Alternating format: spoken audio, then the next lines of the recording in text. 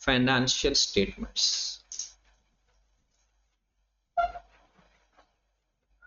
अब पहली बात कि फाइनेंशियल स्टेटमेंट एक रिपोर्ट है। फाइनेंशियल स्टेटमेंट एक रिपोर्ट। रिपोर्ट का मतलब तो क्या है भला? बताना। किसको बताना और क्या बताना? बताना है फाइनेंशियल पोजीशन और financial performance of an entity. Report में क्या बताना है? फाइनेंशियल पोजीशन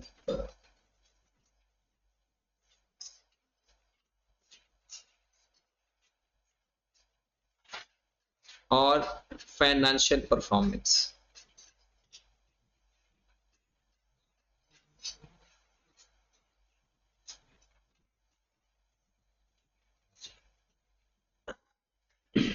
किसको बताना है? स्टेक होल्डर को। किसको बताना है? अच्छा, एक होते हैं स्टेक होल्डर, एक होते हैं शेयर होल्डर। दोनों में फर्क है। शेयर होल्डर वो होते हैं जो हिस्सेदार हैं, जो कंपनी के मालिक हैं। शेयर होल्डर जिनके पास कंपनी का हिस्सा है, मतलब वो मालिक होते हैं। वो कंपनी में वो कैपिटल इन्वेस्ट करते हैं, इन्वेस्टमेंट की होती है, उन्होंने पैसा लगाया होता है। स्टेक होल्डर किसे कहते हैं? जिसका कंपनी के साथ कोई लेन देन हो, किसी भी किस्म का, डायरेक्टली या इनडायरेक्ट। कुछ स्टेक, और कंपनी चाहती क्या है? अपने स्टेक होल्डर को सेटिस्फाई रखना। क्या शेयर होल्डर स्टेक होल्डर है? सबसे बड़े स्टेक होल्डर हैं। सबसे बड़े स्टेक होल्डर हैं। क्या एक आम जनरल पब्लिक स्टेक होल्डर है? ये भी स्टेक होल्डर है। कस्टमर भी स्टेक होल्डर है, सप्लायर भी स्टेक होल्डर है। अब इनको अगर हम नॉर्मल कहें तो इन्हें बोलते हैं यूजर्स ऑफ फाइनेंशियल स्टेटमेंट।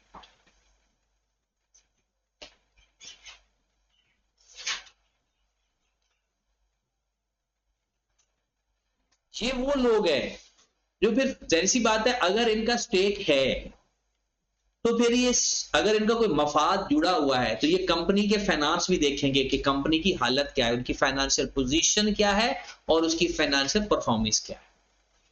अगर कंपनी के साथ किसी का कोई मफाद जुड़ा हुआ है तो क्या वो कंपनी की परफॉर्मेंस को नहीं देखेगा? क्या वो कंपनी की पोजीशन को नहीं देखेगा? तो वो कंपनी की पोजीशन को भी देखेगा, कंपनी की परफॉर्मेंस को भी देखेगा। ठीक होगी बात? अब कौन सी फाइनेंशियल स्टेटमेंट्स होती हैं? फाइनेंशियल स्टेटमेंट हमारे लिए है 5, नाम के हिसाब से 5 और कैलकुलेशन के हिसाब से 2। वो कौन कौन सी हैं?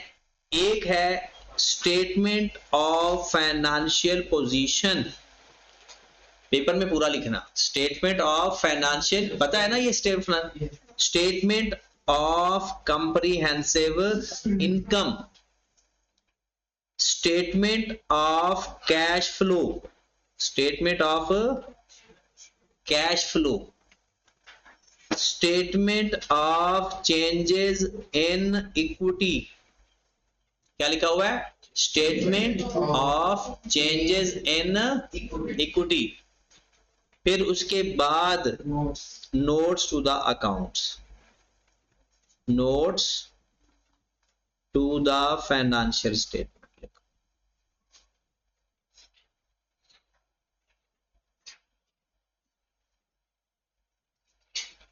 नोट्स टू द फाइनेंस, इन सबको बोलते हैं कंपोनेंट ऑफ फाइनेंशियल स्टेटमेंट। क्या बोलते हैं? एलिमेंट नहीं बोलते, कंपोनेंट्स ऑफ फाइनेंशियल स्टेटमेंट। या आप इसको बोल सकते हो a complete list of financial statement. क्या बोल सकते हो? A complete set of financial statement.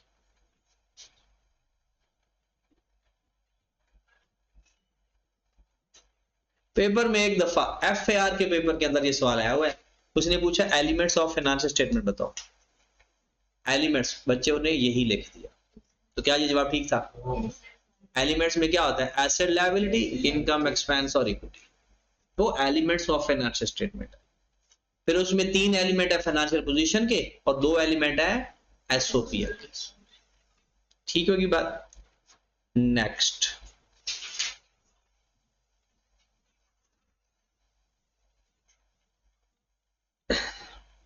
एसओएफपी में पता है क्या होता है? चलो लिख लेते हैं। एसओएफपी के 3 एलिमेंट है। अच्छा पता है इसका पुराना नाम क्या है? Balance sheet. बैलेंस शीट ही बोलना, बैलेंस शीट ही है। हाँ, बैलेंस शीट इसका पुराना नाम, स्टेटमेंट ऑफ फाइनेंशियल पोजीशन का। और इसके 3 एलिमेंट है।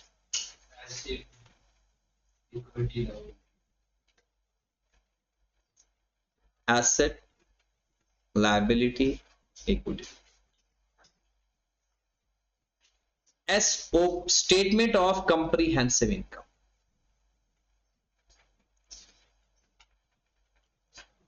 इसके 2 पार्ट है। एक पार्ट है स्टेटमेंट ऑफ प्रॉफिट और loss.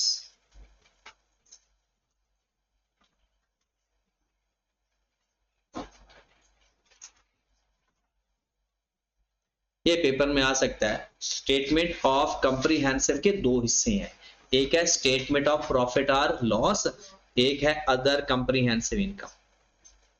Other comprehensive income,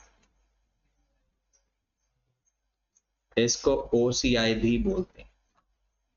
SOCI के 2 हिस्से होते हैं। स्टेटमेंट ऑफ कंप्रीहेंसिव इनकम के 2 हिस्से होते हैं, एक होता है स्टेटमेंट ऑफ प्रॉफिट और लॉस और एक होता है other comprehensive income. Other comprehensive income.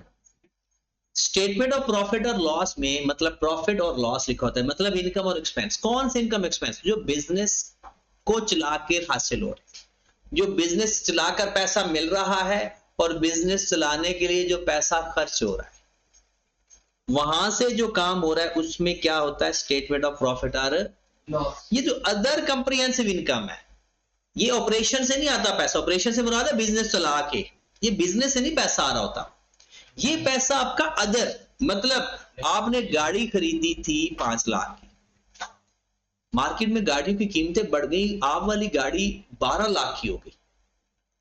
आपने 5 लाख की खरीद ली, अब वही गाड़ी पुरानी होने के बावजूद भी 8 लाख की बिकती है। तो ये जो 3 लाख रुपया है, अब भी गाड़ी बेची नहीं है। ये जो 3 लाख आपकी गाड़ी की कीमत में इजाफा हो गया, क्या इसके लिए आपने कोई पैसे दिए? या तो मार्केट के अंदर चेंज आया तो आपकी वैल्यू, आपके एसेट्स की वैल्यू भी चेंज होगी, जमीन की वैल्यू चेंज हो जाती है, बिल्डिंग की वैल्यू चेंज हो जाती है। इस लफ्ज को बोलते हैं रीवैल्यूएशन सरप्लस। क्या बोलते हैं? कि आपकी एसेट की वैल्यू रीवैल्यू हो गई। तो जब वैल्यू रीवैल्यू हुई तो आपको अगर इजाफा हुआ तो उसे क्या बोलते हैं? सरप्लस। नहीं, लॉस भी हो सकता है, लेकिन लॉस इधर नहीं लिखते, लॉस इधर लिखते हैं। डेप्रिसिएशन तो अलग चीज है। डेप्रिसिएशन भी हमारा एक एक्सपेंस होता है, बट वो एक और चीज होती है। वो रिवर्शन लॉस और चीज है, डेप्रिसिएशन और चीज। एसओसीआई के 2 हिस्से हैं, एक एसओपीएल और एक अदर कंप्रीहेंसिव। ठीक है। उसके बाद बात आती है एलिमेंट्स ऑफ फाइनेंशियल स्टेटमेंट। ये जो अभी तक हमने पढ़ा है ये आपका आधा पेज है, ये वाला। अब जरा ये अंग्रेजी पढ़ना यहां से इसलिए जरूरी होता है, आज टेस्ट देकर भी थोड़ा सा आपको अंदाजा हो जाए।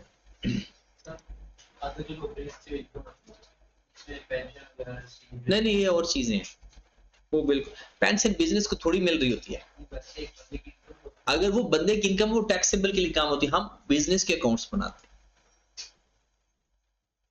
हाँ जी, financial statement are periodic report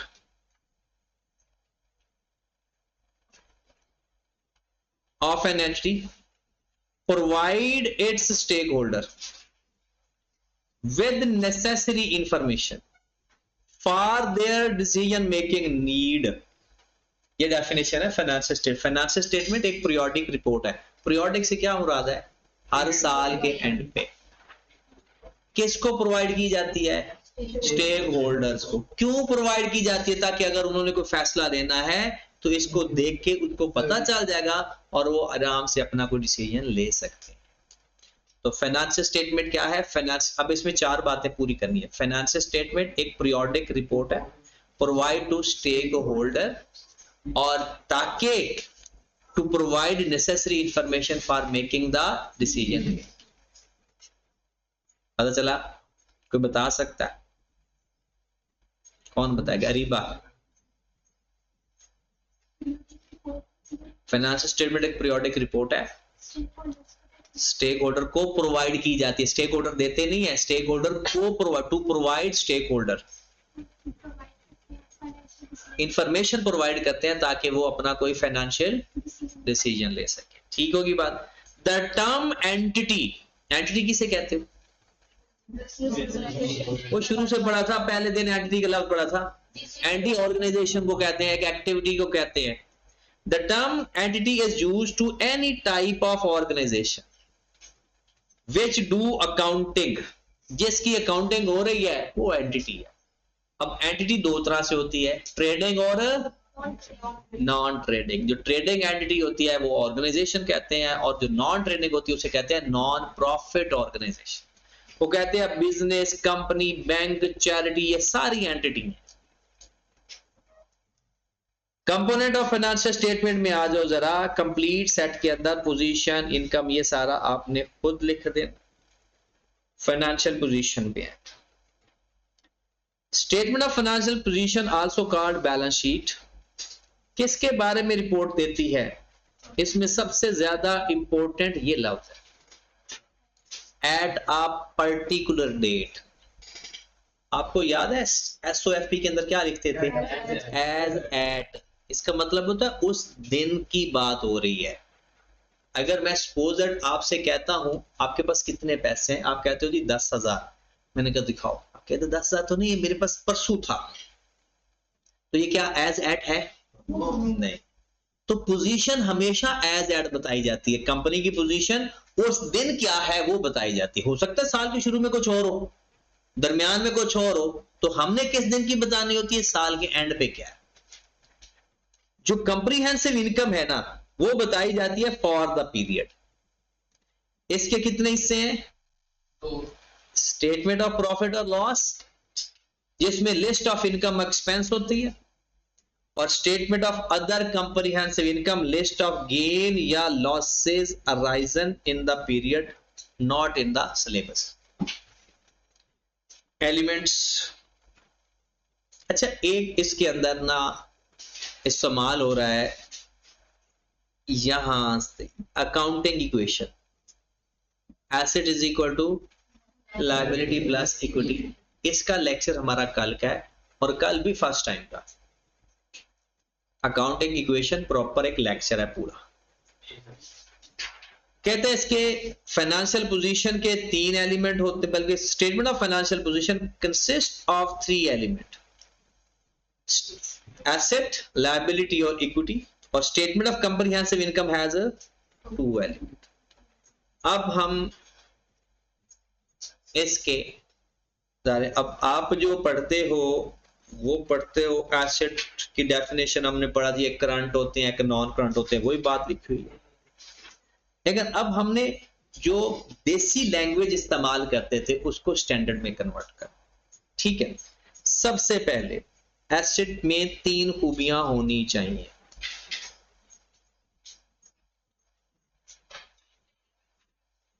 assets में 3 खूबियां होनी चाहिए। सबसे पहले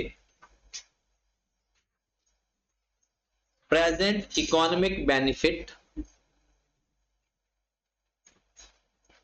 प्रेजेंट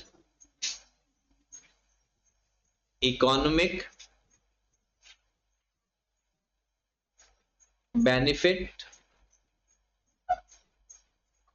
नंबर 1। इकोनॉमिक रिसोर्स हो, बल्कि इकोनॉमिक रिसोर्स इसको ही बोलते हैं, रिसोर्स को ही। प्रेजेंट इकोनॉमिक बेनिफिट प्रोवाइड करे या प्रेजेंट इकोनॉमिक रिसोर्स हो, कंट्रोल्ड बाय द एंटिटी,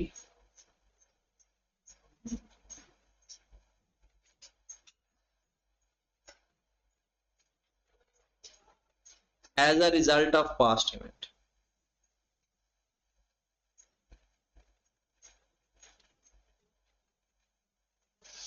पहले इसके ऊपर बात करते हैं। ये लफ्ज छोटे नहीं है,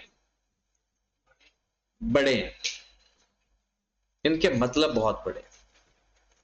प्रेजेंट आपके पास मौजूद हो, इसका मतलब है जो चीज आपके पास मौजूद नहीं है वो एसेट नहीं हो सकती।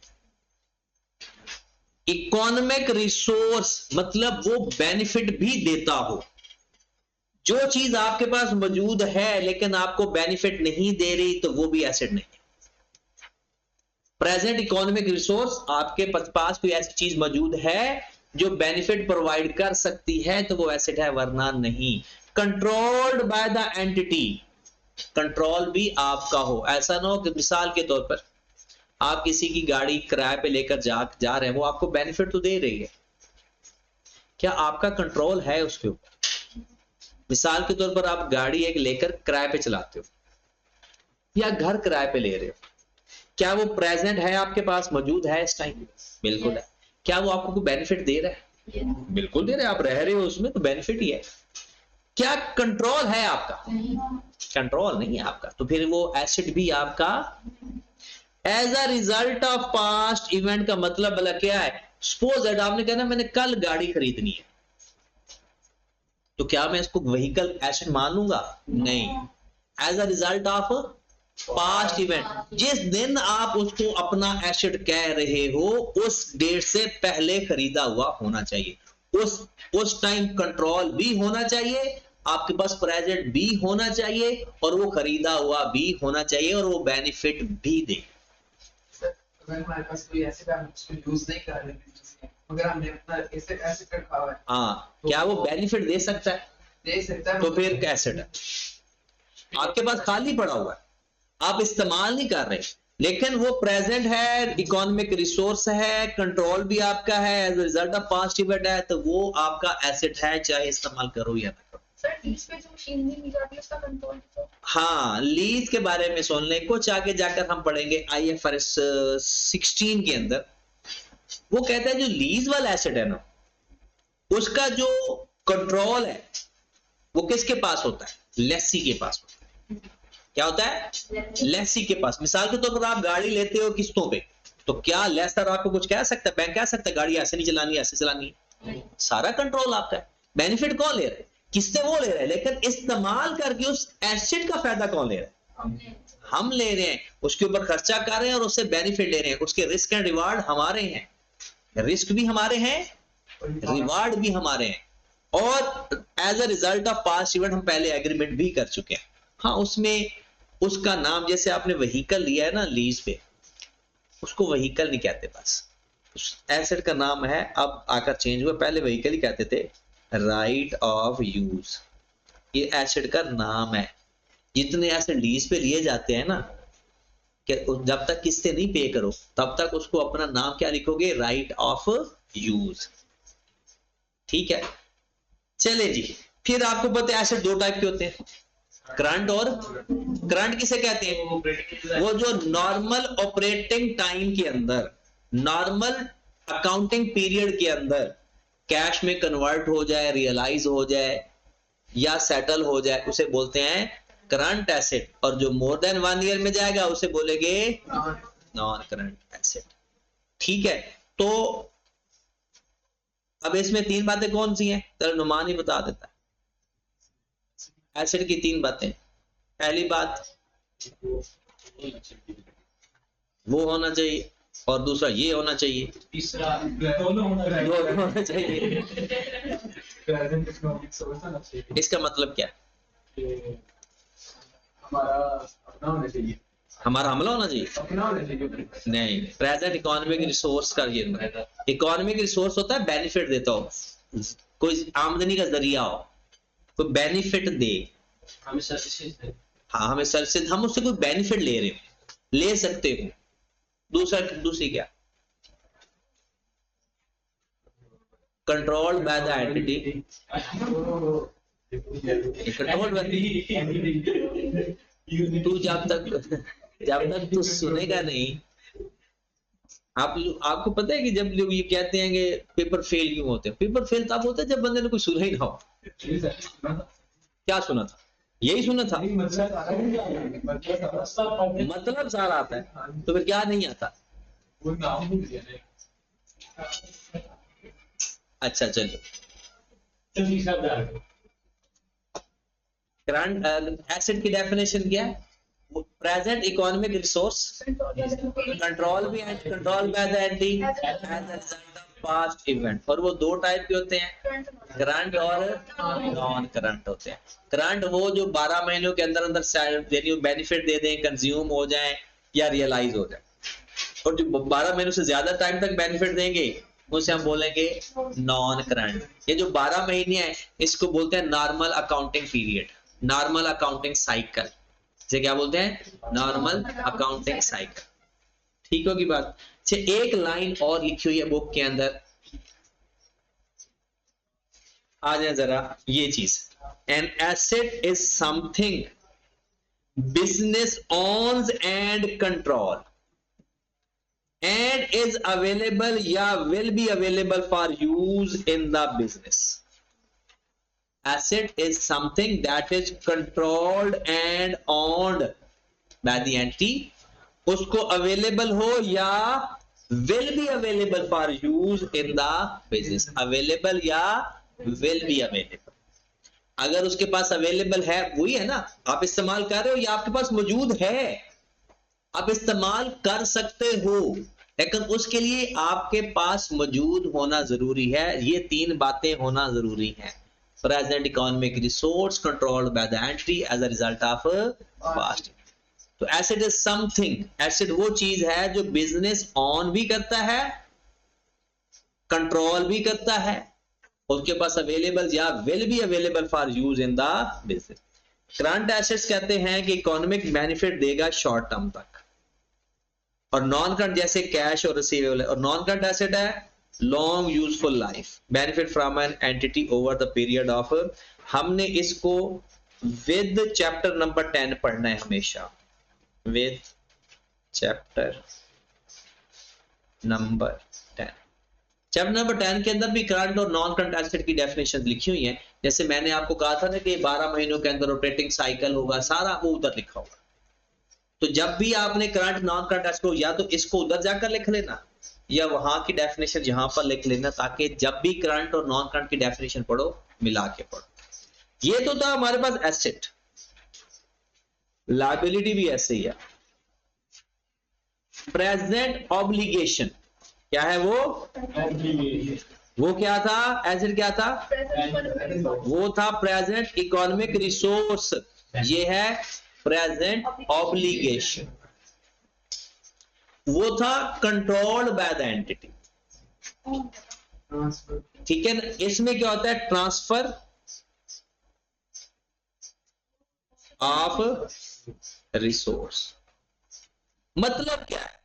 मतलब ऑब्लिगेशन वो होगी जिसके बदले आपका कोई रिसोर्स ट्रांसफर होगा। रिसोर्स किसे कहते हैं? एसेट को। आपकी ऑब्लिगेशन का मतलब क्या है? आपकी कोई जिम्मेदारी है। कहते हैं वो जिम्मेदारी नहीं होगी जिसके बदले आपने कोई पैसे नहीं किसी को देने।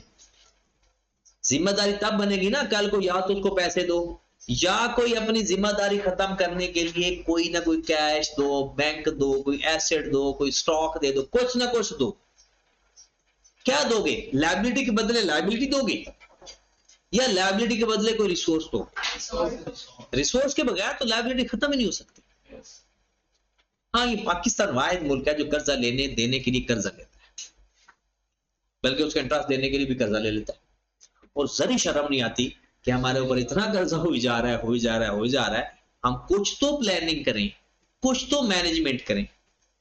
5 साल के इलेक्शन के लिए तैयारी करते हैं, और हर साल आने वाले दिनों में हर दफा यही कहते हैं कि कर्जा हमने खत्म कर देना। मुर्शिद ने भी यही कहा था, लेकिन हुआ नहीं। हर आने वाली हुकूमत ने कर्जा लिया है तो एट द एंड इसने करना है डिफॉल्ट। डिफॉल्ट से कर्जा हो जाएगा खत्म, बैंक करप्ट। और जब बैंक करप्ट हो जाता है बंदा, जिन जिन के हमने पैसे देने वो में बैड डेट्स कर देंगे, क्योंकि हम बैंक करप्ट हो गए ना, तो वो सारे बैड डेट्स कर देंगे क्योंकि हमने पैसे वापस नहीं करे। श्रीलंका हुआ। फिर इसका बड़ा नुकसान ये होता है कि हमारे साथ किसी ने लेन देन नहीं करना, कोई सेल परचेज नहीं करनी, हम आपस में कर लेंगे। हाँ, तो डिफॉल्ट होना बुरी बात तो नहीं है वैसे, क्योंकि इतना कर्जा दे तो सकते हैं, ऐसी बात नहीं नहीं उतारते। अब आप ये देखें, 8,000 से ज्यादा, 8,000 अरब से भी ज्यादा सूद की अदायगियों के लिए बजट मुख्तस हुआ है।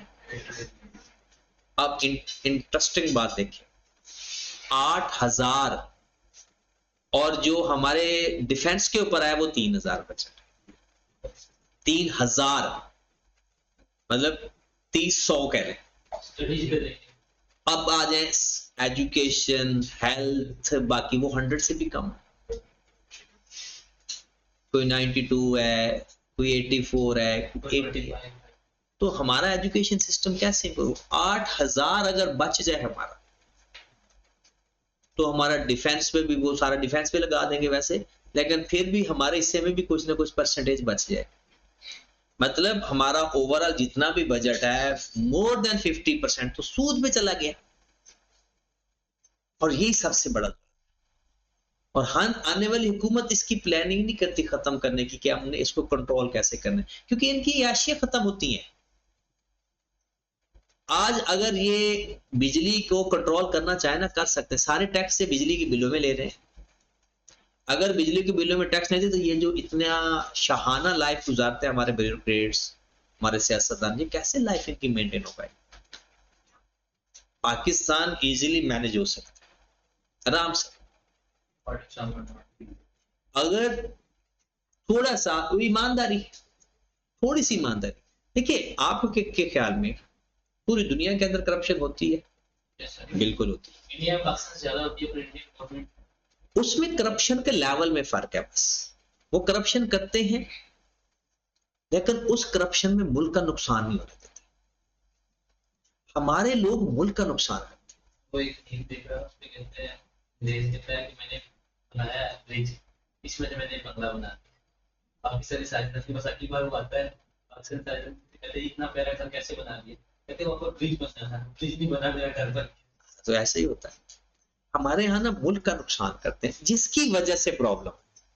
अगर देखें, करप्शन तो होती है, आप काम करने के लिए लोगों से पैसे लें, ठीक है, लेते रहे, सारा कुछ करें, करप्शन, ये भी गलत काम है, लेकिन ऐसी करप्शन करें जिसमें आपको लगे कि मुल्क का कम से कम नुकसान, तो फिर मुल्क आगे चलते हैं। अदरवाइज अब देखें, अमेरिका जैसा मुल्क कई दफा तबाह होते होते बचा, कई दफा। वजह उसके जो इदारे हैं ना, वो मुल्क का नुकसान नहीं होने देते, मुल्क को बचा लेते हैं। सियासतदान तो उनके भी हमारे जैसे हैं, मुल्क वाली जो ब्यूरोक्रेसी है ना उनकी, वो स्ट्रांग है, उनके इदारे बड़े स्ट्रांग है। हमारे इदारे तबाह है। मतलब पुलिस में चले जाओ, एजुकेशन में चले, किसी में भी इदारे में चले जाओ, गवर्नमेंट में, आपको तबाही नजर आए। और अगर जो प्राइवेट इदारे हैं, वो हमेशा अपना बेनिफिट सोचते हैं, वो मुल्क का बेनिफिट थोड़ी सोचेंगे। तो इस वजह से तबाही का जरिया है। अब देखिए, इदारे ये प्राइवेटाइज कर रहे हैं, प्राइवेटाइज इदारे करना गलत होता है, लेकिन पाकिस्तान जैसे मुल्क के लिए ठीक है, क्योंकि जो प्राइवेट, जो गवर्नमेंट के इदारे थे, वो काम भी तो नहीं कर रहे थे, हर साल खसारे में जा रहे थे, हर साल खसारे में जा रहे थे। तो ये चीजें पता नहीं कब समझ आएगी। हमारे स्कूल का प्रिंसिपल था, उनको पढ़ने मिला डेवलपमेंट के लिए, उसने थोड़ा सा लगाया स्कूल में, और फिर हज में चला गया। बाकी अपने घर की ऐसा ही होता है, पर हज में भी चले जाते हैं लोग। चले जी, प्रेजेंट ऑब्लिगेशन ट्रांसफर। अच्छा, वो ऑब्लिगेशन ही नहीं होगी जिसके बदले आपने किसी कुछ देना नहीं। ऑब्लिगेशन तब होगी कि जो आपका कोई ना कोई रिसोर्स ट्रांसफर होना हो, ये भी as a result of past event, result of past event.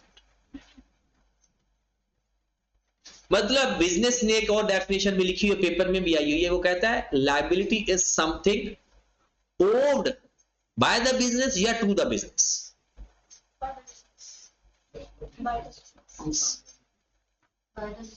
Bye the business to someone else. और ये definition as it is paper में आई। और फिर वो करंट लायबिलिटी भी होती है, नॉन करंट। जो लायबिलिटी 12 महीनों के अंदर अंदर सेटल करनी है करंट, जो ज्यादा 12 महीनों से ऊपर जानी है तो वो नॉन करंट। और ये डेफिनेशन चैप्टर नंबर 10 में थोड़ी सी और डिटेल लिखी हुई है, तो फिर चैप्टर नंबर 10 के साथ जाकर पढ़ेंगे। लायबिलिटी में है, वो कहता है present obligation transfer economic resource होगा, result of a liability is something owed by the business to someone else। Paper में ऐसे घुमा घुमा के डेफिनेशन दी हुई तो सारी ठीक लग रही हो, क्योंकि उसने टू और बाय को भी आगे पीछे करना है बस। वो कहेगा over to the business by someone else, यही करेगा। और हम कहेंगे हाँ ये लाइन पड़ी हुई है, हमने टू और बाय का मतलब थोड़ी पता होता है। तो liability is something else owed by the business to someone else, मतलब बिजनेस ने किसी को पैसे देने। अगर ये होता है ना owed to business by someone else, इसका मतलब है किसी ने बिजनेस को पैसे देने, वो एसेट बने, वो रिसीवेबल होगा। Sir unearned liability, unearned income के अंदर इकोनॉमिक रिसोर्स कौन सा transfer? Unearned income, unearned income में भला क्या होता है, हम कैश रिसीव कर चुके हैं, अब कल को फ्यूचर, ये एडवांस इनकम हुई ना, फ्यूचर में हमने वो काम करना है, काम करने के लिए हमारा कोई ना कोई रिसोर्स इस्तेमाल होगा। या मिसाल के तौर पर आपने सेल करनी थी, एडवांस में पैसे ले लिए, हम स्टॉक दोगे या सर्विस दोगे, और सर्विस देने के लिए भी कोई ना कोई तो रिसोर्स हमारा यूटिलाइज होगा। ये उसने एसेट लायबिलिटी के बारे में लिखा है, ये लाजमी पढ़ लेना है। करंट और नॉन, ये इक्विटी में एंड पे पढ़ाता हूं आपको, पहले चलते हैं, बल्कि इक्विटी पढ़ ही लो, इंपॉर्टेंट है जी पैराग्राफ, ये काफी बड़ा लिखा हुआ, important.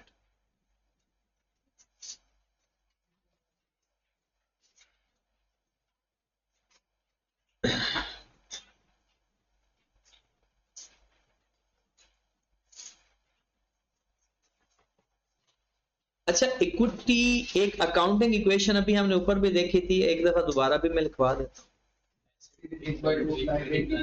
Good, accounting equation, asset is equal to capital या इक्विटी प्लस लायबिलिटी। अब कैपिटल लिखो या, इनमें फर्क होता है लेकिन इस लेवल पर आप बराबर ही समझिएगा। अच्छा, अगर मैं कहूं कि इक्विटी किसके बराबर है, एसेट्स माइनस लायबिलिटी, इस इक्वेशन, और इक्विटी को आप नेट एसेट भी कह सकते हो। क्यों भला? क्योंकि asset minus liability, asset minus liability net asset. अच्छा, इक्विटी कैपिटल को कहते हैं। मैं सादा अल्फाज बताऊं, बहुत सादा। आपने ये पैसा लगाया इस कमरे पे, आपने ये चेयर्स खरीदी अपने पैसों से, ये कैपिटल है या लायबिलिटी? एक तरफ कैपिटल है, दूसरी तरफ आपका एसेट भी है। एक तरफ ये कैपिटल है और दूसरी तरफ ये एसेट भी तो है। इसका मतलब है अगर आपने एसेट खरीदे, फर्नीचर खरीदा ओनर के पैसों से 5 लाख का, तो मेरे भाई 5 लाख फर्नीचर हमारा एसेट है और 5 लाख का कैपिटल। ठीक होगी बात? अगली बात सुनते हैं। अब हुआ ये कि एक और आपने टेबल खरीद ली 1 लाख। वो टेबल जो आपने 1 लाख की खरीदी है, ये भी क्या है हमारा एसेट, लेकिन ये आपने ऑनर के पैसों से नहीं लिए, उधार लेकर लिया, तो ये क्या बनेगी? इसका मतलब है आपका जो इक्वेशन बन गई, एसेट कितने पड़े हुए हैं आपके पास? 6 लाख के, और कैपिटल कितना है? 5 लाख, और लायबिलिटी कितनी है? 1 लाख। इसका मतलब है 6 लाख बराबर हुआ 5 लाख प्लस 1 लाख। इसका मतलब है अगर टोटल एसेट्स में से वो तमाम एसेट्स निकाल दिए जाएं जो कि लायबिलिटी से आए हैं, तो बाकी क्या बच जाएगा? कैपिटल। क्या बच जाएगा? अगर टोटल एसेट्स में से लायबिलिटी निकाल दी जाए तो बाकी इक्विटी बच जाएगा। अगर जब कोई चीज माइनस कर दे जो बाकी बच जाती है उसे पता है क्या कहते हैं? नेट लफ्ज क्या बोलते हैं? एक लफ्ज है रेजिडुअल। ये बोलते हैं अगर कोई चीज माइनस हो जाए ना तो कहते हैं जो इक्विटी है ना वो रेजिडुअल इंटरेस्ट है ओनर का आफ्टर डिडक्टिंग लायबिलिटी। वो कहता है एसेट्स का, एसेट्स में से अगर लायबिलिटी माइनस कर दी जाए उसे क्या बोला जाता है? इक्विटी। अब इक्विटी की डेफिनेशन का तरतीब उसकी देखें। Equity is the residual interest in the asset. Residual interest in the asset का मतलब क्या है? जो बाद में बच जाएं। कब बच जाएं? After deducting all liabilities. और जो लायबिलिटीज माइनस करके जो बाकी बचेंगे उसे बोलेंगे रेजिडुअल। और वो किसका है? अब ओनर का। और उसे क्या बोलेंगे? इक्विटी। उसके बाद ये बड़ी इंटरेस्टिंग बात लिखी हुई है, entity claim against the entity. अच्छा, दो चीजें होती हैं, एक होता है क्लेम अगेंस्ट द एसेट, एक होता है क्लेम अगेंस्ट द एंटिटी। जो ओनर है क्या वो बिजनेस को क्लेम कर सकता है? ये मेरे बिजनेस है, मेरा बिजनेस है, सॉरी जो लोन देने वाला बनता है, क्या वो बिजनेस का क्लेम कर सकता है? नहीं कर सकता। क्या वो एसेट का क्लेम कर सकता है? Yes. एसेट का कर सकता है, क्योंकि उसने पैसा दिया तो वो कहेगा मैंने, अगर आपने नहीं दिया तो मैंने आपके एसेट बेच दूंगा। तो जो ओनर का पैसा होता है ना उसे क्या बोलते हैं? Equity. और उसका क्लेम किसके अगेंस्ट होता है? एंटिटी के। और लायबिलिटी का क्लेम किसके अगेंस्ट होता है? एसेट के। ये बात याद रखनी है, इधर नहीं लिखी हुई। Entity claim against, entity claim against, sorry equity claim against entity, equity claim against entity,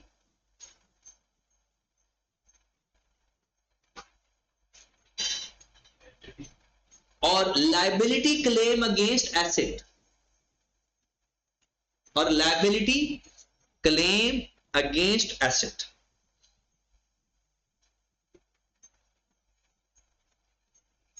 अब अगली बात,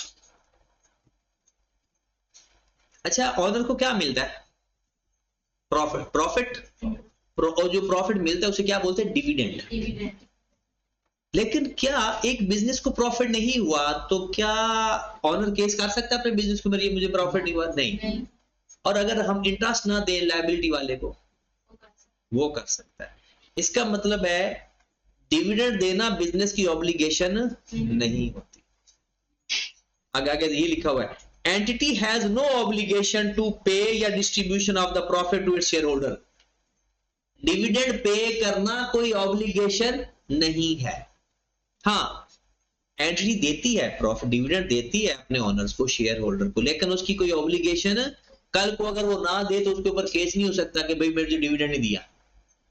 तो क्या लिखा हुआ है? Entity has no obligation to pay dividend profit to shareholder, but most of the profitable business share their profit with owner in the form of dividend या drawing. Equity is often referred to the owner's capital in sole trader. कहता है equity को honour capital भी बोला जाता है। अच्छा, होता क्या है? इनकम और इन्वेस्टमेंट से कैपिटल इंक्रीज होता है। कैपिटल बढ़ेगा कैसे? इनकम या फर्दर इन्वेस्टमेंट से। और कम कैसे होगा? एक्सपेंस या, तो इक्विटी के अंदर इजाफा कैसे होता है? इनकम या फर्दर कैपिटल से। और इक्विटी में कमी कैसे आती है? एक्सपेंस या। और फिर वो कहता है कि equity is sometime refer to the net asset. ठीक है, यहां तक ही रखो इसको। ठीक है, जो आज हमने पढ़ा पिछला पेज, ये जितना एक या दो पेज जितने पढ़ेंगे, ठीक होगी बात। और साथ कल जो टेस्ट होगा आपका, जो कल पढ़ा है वो भी शामिल होगा और आज वाला भी, क्योंकि पूरे चैप्टर का भी साथ ही एक दफा हो जाएगा।